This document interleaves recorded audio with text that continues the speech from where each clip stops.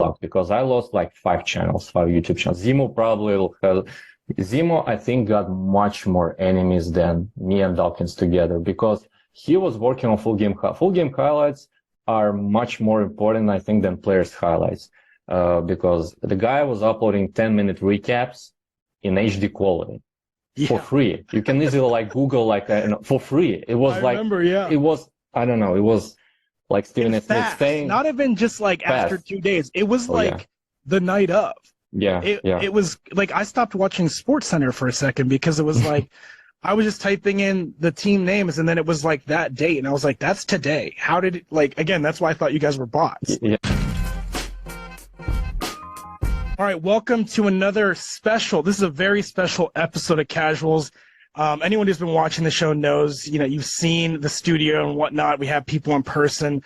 But, you know, I want to just get the most interesting people I've met in my career. I've been very fortunate to work in basketball media and sports media for almost the last decade, and I've been able to meet some really great people and work with them. People who I was saying to our guests on the call earlier, people that I was a fan of and who were instrumental in my career and my sports fandom before we even started working together.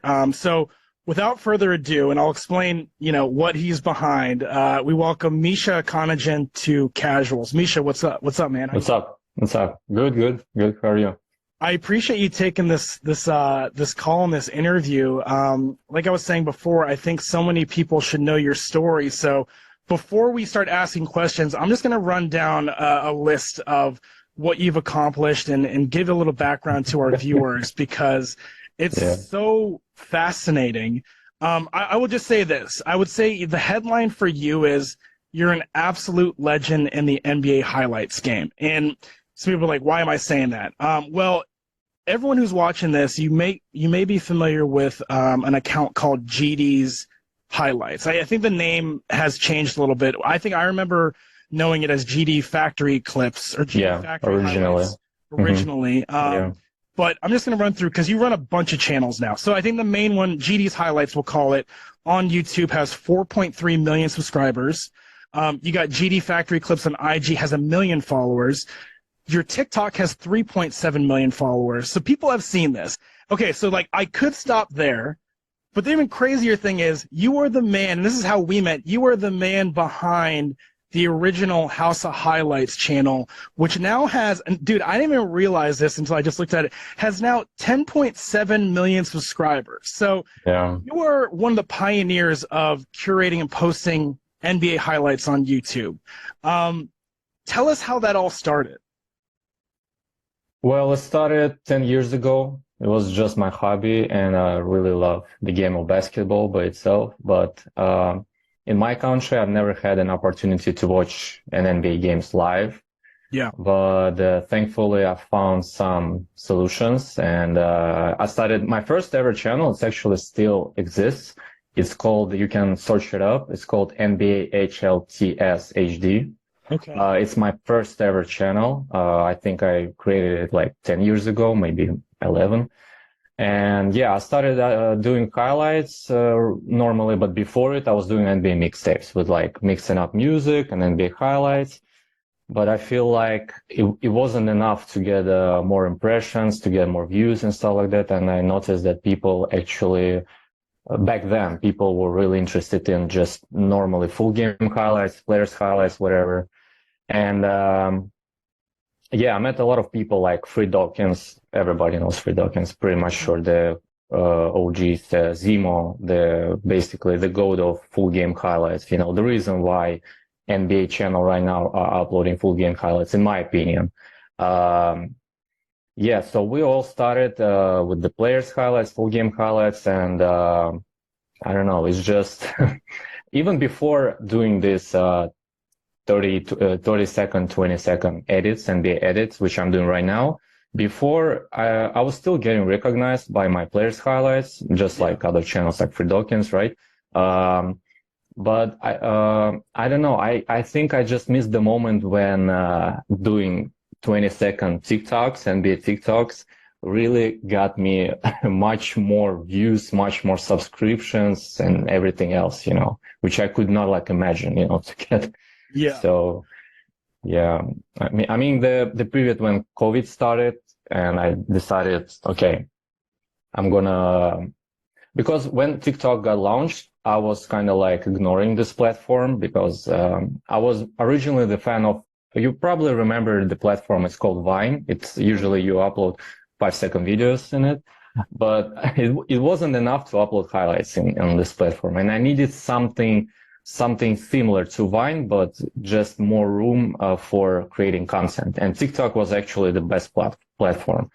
And TikTok revolutionized the NBA content by itself. You know, right now you can easily like check. There's like not only my page, there are a lot of pages, popular NBA pages who is doing the same thing just I do. So yeah.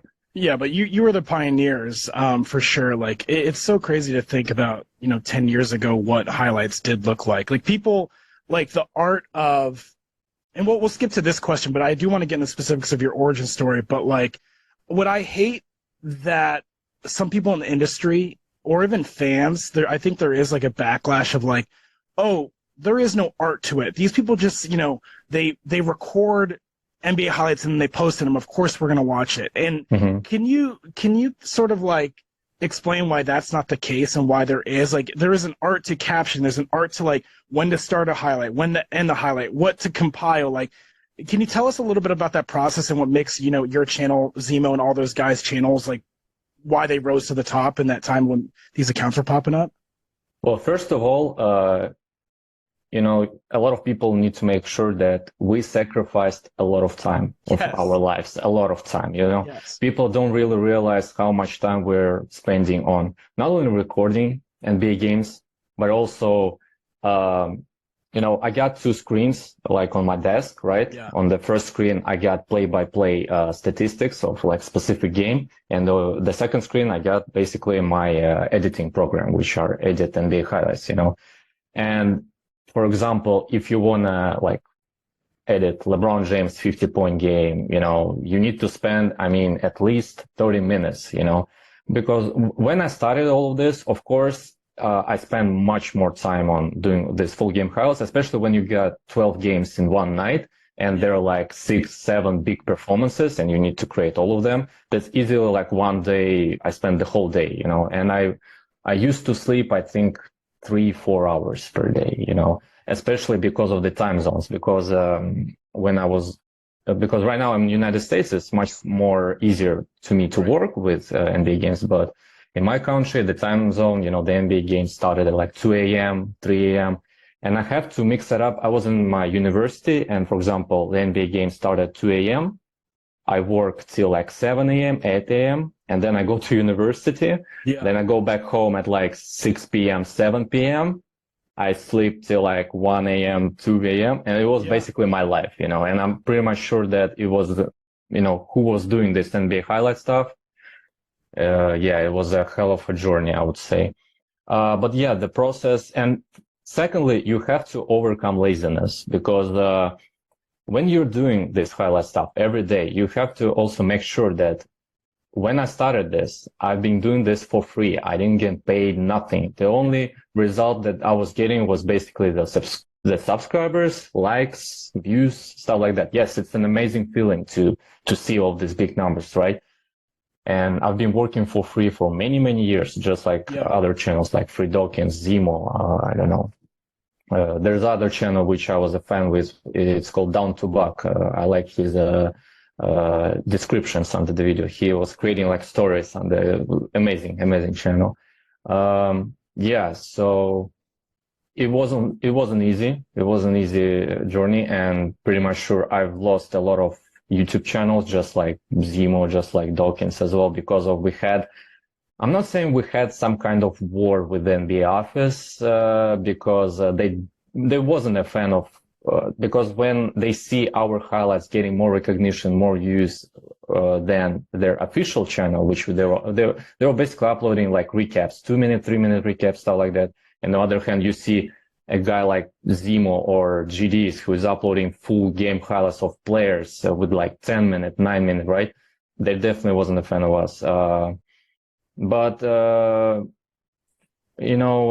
after some time, they decided like to stop to stop pressuring us, to stop terminating our channels. And I think around 2015, when Adam Silver became the CEO, there was on Washington Post, there was an article when the people, some of the journalists asked him about what they're going to do with the highlight industry on social media.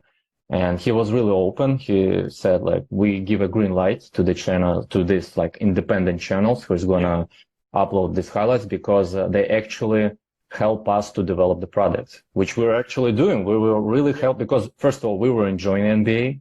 Secondly, we were doing this for free. And thirdly, we were really helping to develop the NBA product. Yeah. And I think the channels like my channel, FreeDawkins, Ximo, Down to Buck, and other independent highlight channels are the reason why NBA content are in the state right now, why everyone, even including you, like any person right now, can easily upload NBA highlight on any social media platform, and they will be fine. You know, they won't get banned, nothing. They won't be in trouble. So no, it's 1000%. I mean, when I started at Bleacher in 2016, that war was still going on a little bit. Like there, you know, even with the NFL, like I remember at the time when I was at Bleacher, and they were like, "Hey, we can't run NFL highlights. The league is really strict on, you know, reposting, just even like reposting and even crediting. Like you still like that's why we created like animated series like Gridiron Heights and like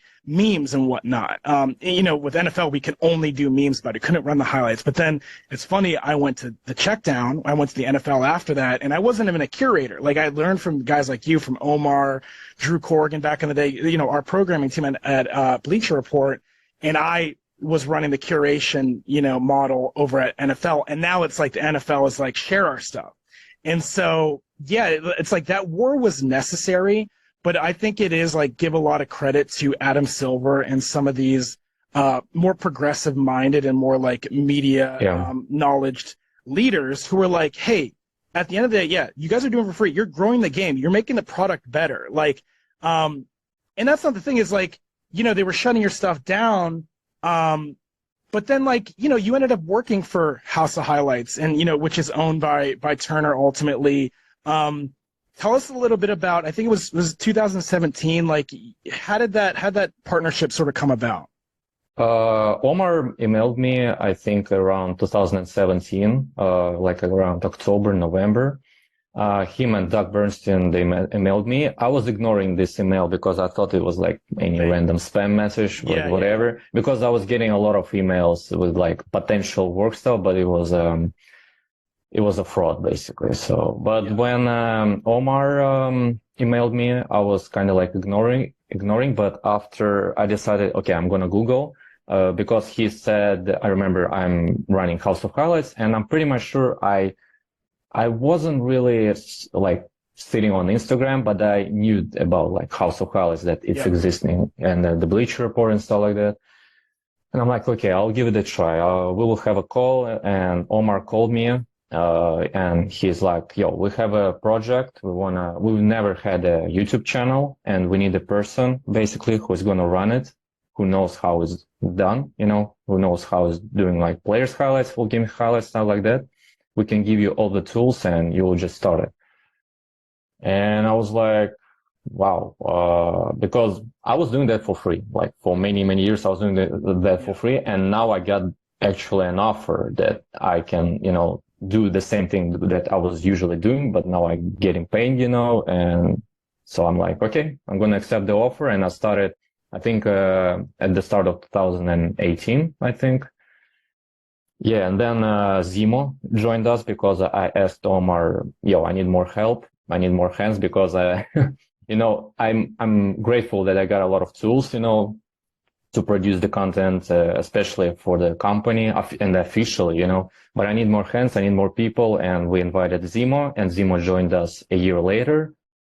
We tried to join Dawkins as well, but he declined the offer when we ask him to join us. But so yeah. That's dude, it's so funny because like I was working there for a few months and I was like, oh, can we talk to GD? And they were like, you know, GD, he lives in another country. I don't know if he's going to answer your emails or whatever. Cause it's like, it's hard. I mean, it's more normal now that people start at a place and never meet people, the people they're working with face to face.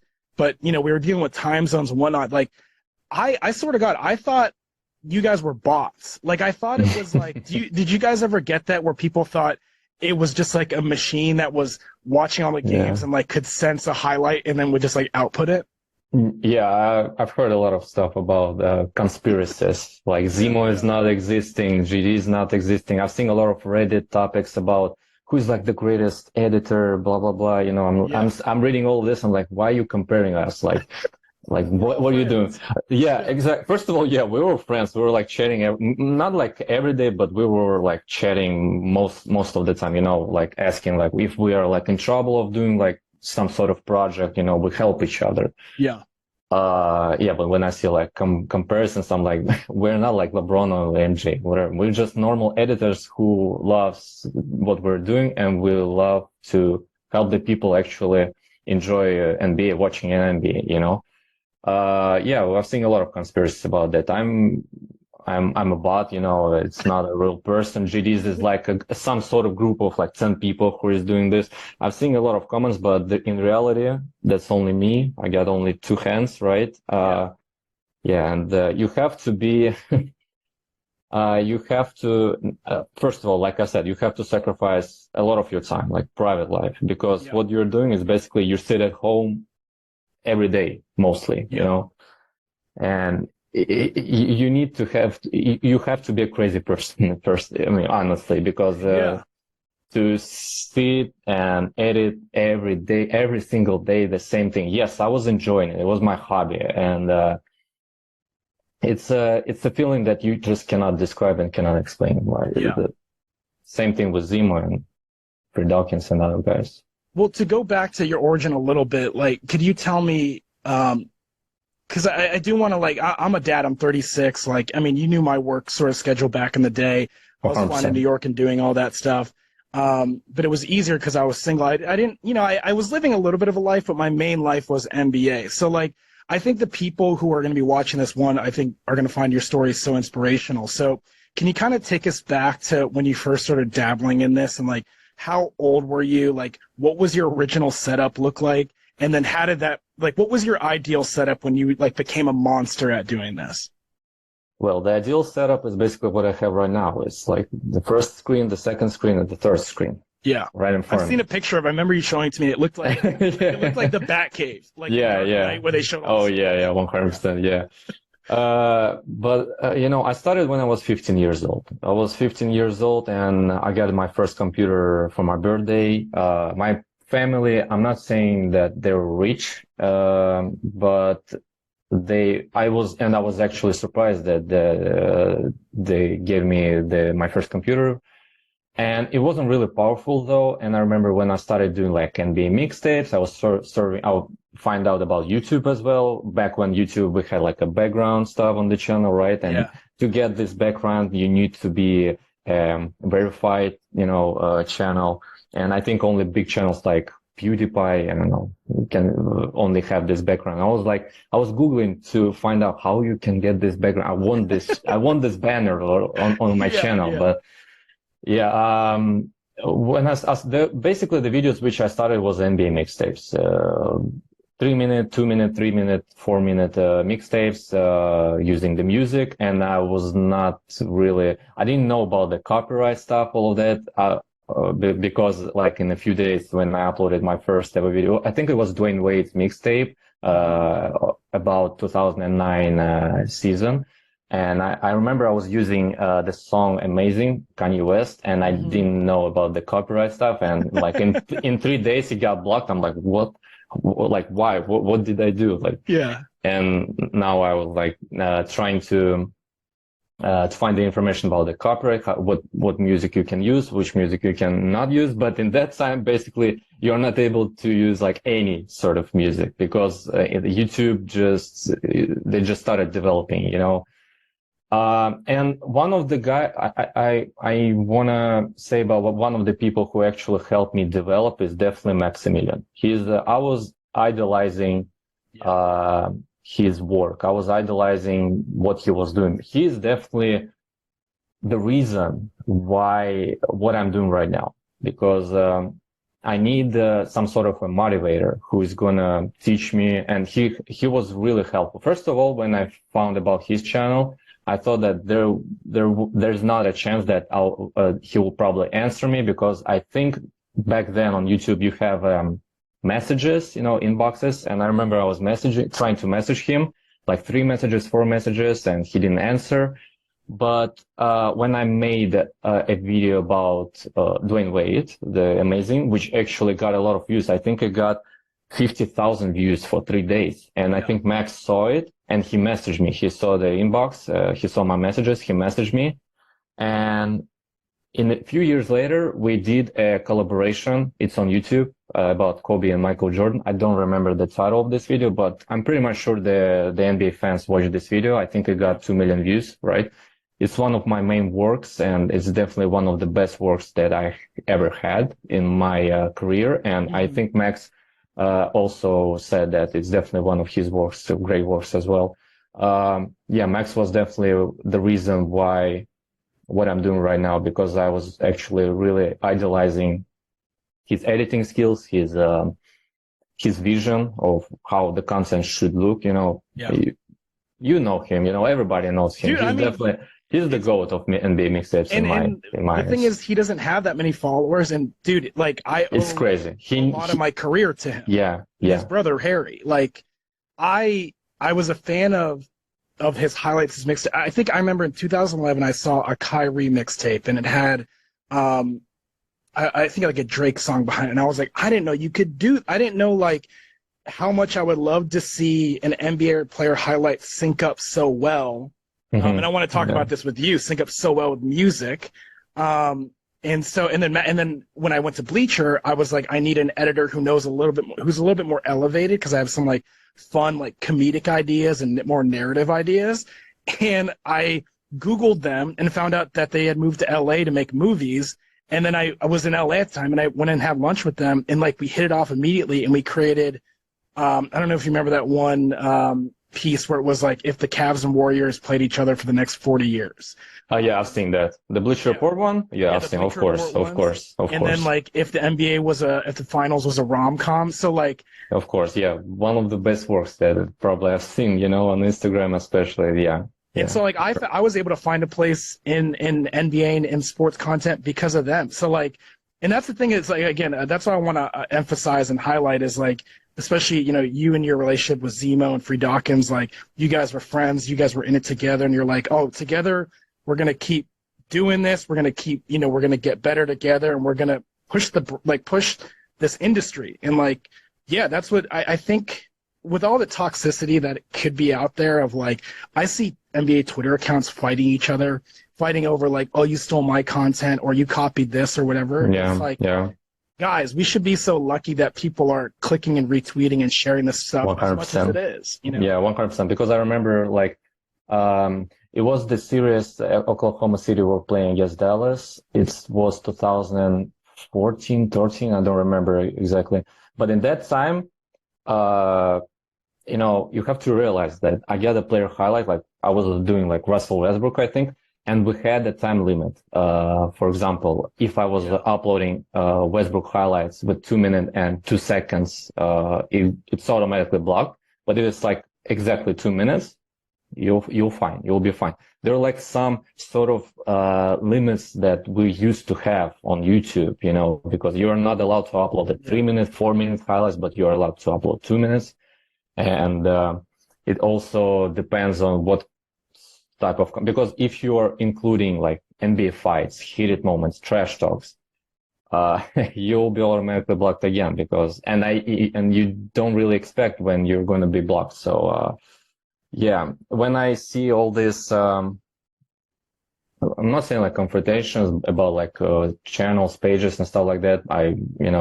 Sometimes I remember myself and other channels how we were dealing with NBA many years ago.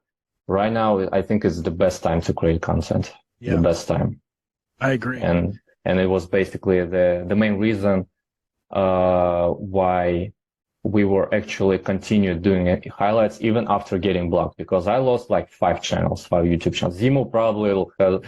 Ximo, I think, got much more enemies than me and Dawkins together, because he was working on full game highlights are much more important, I think, than players highlights, because the guy was uploading 10-minute recaps in HD quality for free. You can easily like Google like for free. It was it was, I don't know, it was like Stephen A. Smith saying, not even just like after 2 days. It was the night of. It was like I stopped watching SportsCenter for a second because it was like I was just typing in the team names and then it was like that date and I was like, that's today. How did it, like, again, that's why I thought you guys were bots. Because we were editing right when the game is on, you know. We just had the tools to edit the game while it's still recording, you know. Not everyone got these tools, but you know, that's how we all started. So but what Ximo is just because full game highlights back then was like super rare, and especially in HD quality.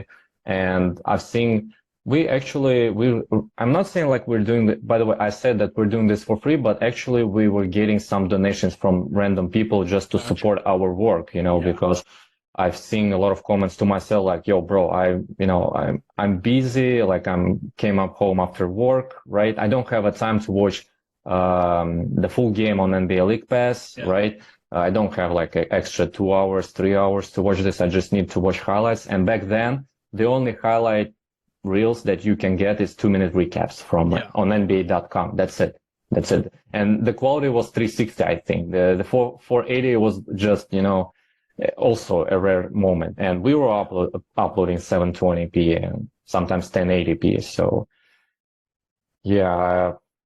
what a time. I do want to say, and I don't condone illegal streaming, but the people, again, these are people who are running these, like, they want, you know, their sports to be seen. If they have a donate button, like, whatever you got, throw them a donate. Like, they are doing it for free. Yes, it is illegal, but like, I was in college and I couldn't pay for League Pass, and I was using like ball streams and all this, you know, like and they had donate, and I was like, oh yeah, I'll pay for a ball streams membership. Like, the person is taking the time out of their day to do it.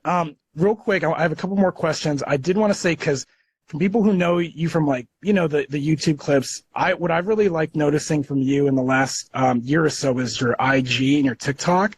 I think you're doing something a little bit differently than you were, you know, that we've seen from you. And it's these like really like short, it's like Vine. It's like these, it has more almost like style and like narrative, and it's about like, dude, I think one of the clips that was huge that I saw from yours was like a Harlem Globetrotters clip. It's like stuff that isn't necessarily a dunk. Like, it's funny, it's like dramatic, and so can you talk to us a little bit about like when you started to do that, and like what was the shift? Like, why did you pivot to making videos like that?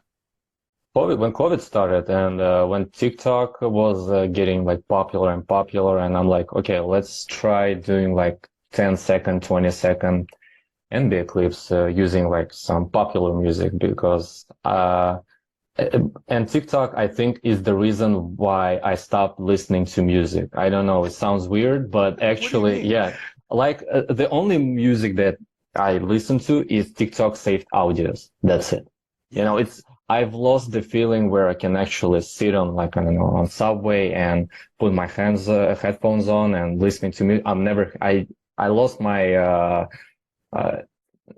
Apple Music subscription, whatever. And when I started all of this NBA clip stuff, I wasn't really a fan of it, because I got used to producing full highlights, like full players highlights. And when I was doing the NBA clips, short clips, and it got like I think my first popular TikTok shorts was Shaq dunking on Dudley. I think when he was like pushing him. I think it got like 2 million views, and after it, I'm like, wow, 2 million views for like 2 days. Okay, I'll continue producing TikToks, and from TikTok, NBA Shorts got launched. And the NBA Shorts, I think, is the most. I still cannot comprehend how it's easy to get subscribers and likes when you upload shorts. Like, I still like don't understand how it's working, you know, because for many years, I was uploading players' highlights, and I was actually expecting to see this kind of views like 1 million, 2 million, because to get 2 million views back then was super rare to get. Yeah. Like it can be like Kobe against LeBron duel, or I don't know, Steph Curry NBA debut or something like this. And NBA clips were actually working out because people started using their phones. They're like sitting on their phones, and they didn't really want to watch the videos like that. They usually like sit with the phones, normally. And when TikTok got more popular, when we got IG Reels and stuff like that, and I was uploading all these NBA clips, I was uploading. Honestly, some of them are kind of like stupid. Let's be honest. Like, because I'm using the music which I don't like, but I use it just because it's popular, and the algorithm just works like that, Yeah. That's, I don't know. I started it during the COVID, and I'm still doing this, and I still cannot comprehend how many views it got, and how I got 4 million on YouTube and Instagram 1 million. It's crazy. Well, and that's just to reiterate, like I said in the beginning, of like when people think like, oh, you guys just cut highlights. Like I've seen Omar reinvent yourselves when a new platform comes out, because you can't just like that. I mean, it's obvious to us who worked in social media for so long, where it's like, oh, I figured out Twitter, or I figured out YouTube, and then so many people are like, oh, you're just going to do that across all the platforms, and it's like, it's not the case. So like, you guys have had to reinvent yourself on these new platforms, and it's like, when I read your stats before of like, millions on each platform, it's like that you're almost like, hey, one platform took up your whole life. So I don't know how you're doing it for the other platforms, but like, shout out to you. I mean, that's why you guys continue to be like the leaders in this space. Appreciate it. One of my last questions is, so obviously you've become known, your channels are followed by millions. NBA players, because you're a fan of basketball, have you had any fun NBA player interactions, or people who've sort of like recognized your work in the past? What have been some of your favorites? Jamal Crawford. I think he's the most supportive NBA player on social media, because first of all, he's the reason you can actually find an article about how NBA players watch highlights about themselves. I think it's an article from The Athletic. Jamal Crawford used to message me on Twitter after the game. He's like, yo, can you make a highlight tape about my game? I dropped like 20 points. I'm like, okay, let's do it. And and I was doing his highlights after it. And I'm not saying like after every game, but he messaged me a lot about, like, can you make a highlight tape about my game? Yeah, Jamal was definitely, and he's still the most supportive NBA player. Secondly, Dwayne Wade. He's following me on Twitter. I think one time he messaged me, and mostly he retweets everything what I was doing about him. And I actually, he was on Bleacher Report office one time. I'm not sure, like 2 years ago, or I don't know. And I was in office as well. And I think he recognized me, because he was walking around. You remember like the tables, right? Row by row. And when he was advancing to approaching to House of Highlights section, and he was like looking around faces, and I'm like, I think Doug was sitting, or Drew was sitting, and he's like, Mish, don't do this, because I've never had a normal job, Yeah. Let's be real. I've never had a normal job, and I didn't know how you should behave in the office, because you have to act professional. Right. Everyone else is wrong. I get it. I was the same way too. If there was someone I liked that came to the office, I wanted to dap them up. Like, that's, I think, a sign of gratitude to how grateful you are to be working in these jobs. Yeah. So like, bro, before it, I met Isaiah Thomas, the Detroit Pistons. Yeah. I screamed when I saw him. I was like, "Yo, Isaiah!" And total silence. There were a lot of people in the office. Total silence. I was the only one, like, "Yo, Isaiah." He was so nice. He's like, he came at me. He dapped me, and he's like, "How are you doing?" I'm like, "Wow, you're one of my favorite players. That can I like take a photo and stuff like that?" And Drew was, I think, not like only some of the people from House of Highlights, they're like, look at me, like, what this guy is doing, because you have to act up professionally. Yeah. But I don't know. It's like when you see, I think Isaiah was the first ever player that I met up like personally, you know, and he was so nice. He was like super humble, and he's like, yeah, for sure. You want to take photo? Let's do it. So yeah.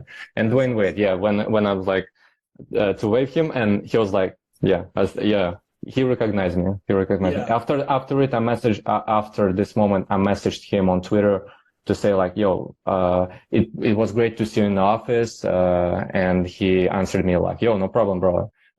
Good to see you too. So yeah, Chris Bosh, I think was, Chris Bosh when he met the Bleacher Report office, and I have a moment to have a talk with him. I'm like, do you know GD Factory Clips? I'm like, yeah, I've seen a couple of videos on Twitter. And I'm like, he's like, oh, dude, nice. Keep your work doing, you know, great job. Yeah, we also took a photo. Yeah, there are a lot of players that actually was super. John Wall, Blake Griffin, they follow me on Twitter as well. They retweets, and they liked a lot of my posts. So yeah. That's dope. I mean, yeah, you made them look good. And that's the thing is like, yeah, you guys almost needed each other. And so it's dope. I like that. I always tell people that too, because we get to meet a lot of famous people. And it's like, it's one thing, I think, a dap up and be like, hey, thanks, I'm a big fan, totally fine. When you start asking them for things, or like, you know, I feel like everyone has a self-awareness to like know when you're annoying them. But like, dude, like, you're at that Bleacher Report office for a reason, and they're at that office for a reason. Like, I think, yeah, I always wanted to tell people. I mean, obviously, you know, we were all such, in the grand scheme of things, young kids running around that office. But yeah, we got there because we were such a big fan of sports, and so of course, it was like an awesome reminder. Well, GD, dude, I appreciate you taking the time. I know, I mean, we just talked about it for a half hour of how busy you are, so. It's just, yeah, it's been a pleasure knowing you. And it's when people, yeah, I have so many sports fan friends like, did you see this? Or they share your clips to me, and I always want to be like, I know that guy. Like, he's seen me do stand up before. Like, he's like, we've hung out at All-Star weekends. And so I appreciate you, and I'm excited to see what you do next. And like, whatever comes out, whatever platform comes out next, I'm like, what is GD going to do on this app? And so I'm a forever follow. So I appreciate you, man.